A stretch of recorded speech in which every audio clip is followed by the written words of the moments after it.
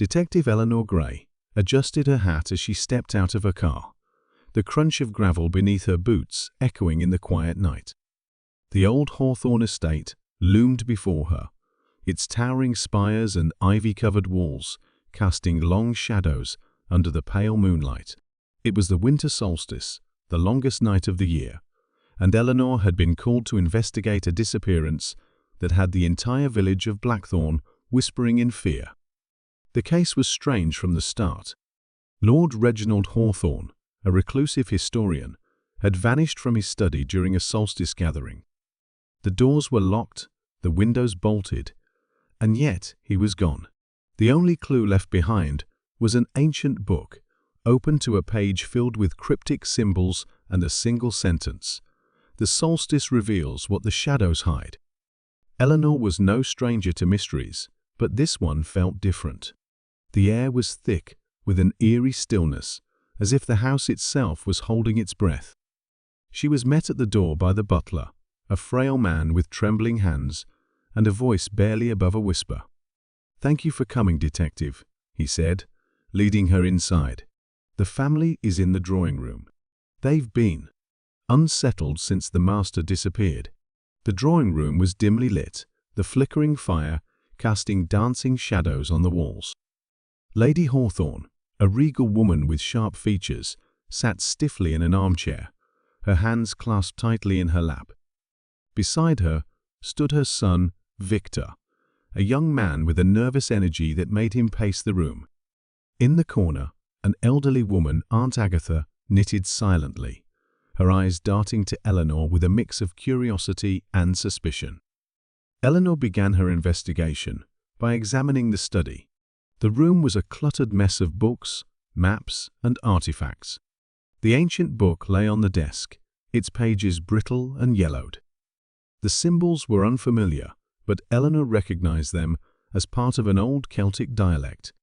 She made a mental note to consult an expert. As she searched the room, she noticed something odd. The fireplace was cold, but the ashes inside were disturbed, as if someone had recently sifted through them. Kneeling down, she spotted a small, charred piece of paper caught in the grate. Carefully, she pulled it out. The words were barely legible, but she could make out a fragment. "The key lies beneath the solstice moon." Eleanor's mind raced. What key? And what did it have to do with the solstice? She decided to explore the grounds, hoping to find more clues. The garden was overgrown, the paths barely visible under the snow. As she walked, she noticed a peculiar statue of a raven, its eyes glinting in the moonlight. Something about it seemed off. She reached out to touch it, and to her surprise, it shifted slightly.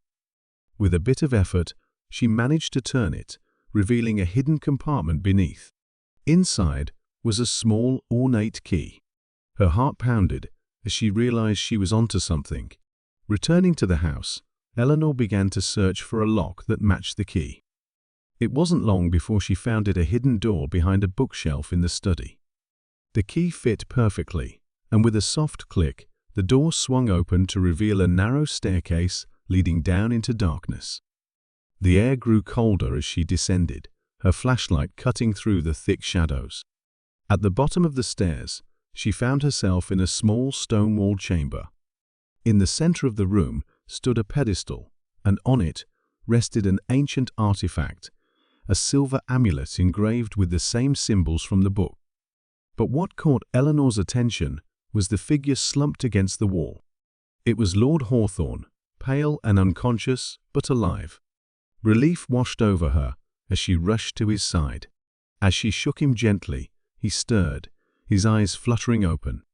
"Detective," he murmured, his voice weak. "You found it, the amulet. It holds the secret of the solstice. But be careful. There are those who would kill for it." Before Eleanor could ask more, a noise behind her made her spin around. Victor stood at the foot of the stairs, a gun in his hand and a cold smile on his face. "I'm afraid I can't let you leave with that, Detective," he said, his voice dripping with malice. "The amulet belongs to me." Eleanor's mind raced. Victor had been after the amulet all along, using the solstice as a cover to steal it. But why? And what was its significance? She had no time to ponder these questions. She had to think fast. In a split second, she grabbed the amulet and threw it at Victor, catching him off guard. As he fumbled to catch it, she lunged at him, knocking the gun from his hand. The two struggled, but Eleanor's training gave her the upper hand. With a well-placed strike, she subdued him, leaving him groaning on the floor. The police arrived soon after, and Victor was taken into custody. Lord Hawthorne, though weak, was safe. As Eleanor stood in the study, the amulet in her hand, she couldn't shake the feeling that this was only the beginning. The Solstice Secret had been uncovered, but its true meaning remained a mystery. And as the first light of dawn broke over the horizon, Eleanor knew one thing for certain: some secrets were never meant to be found.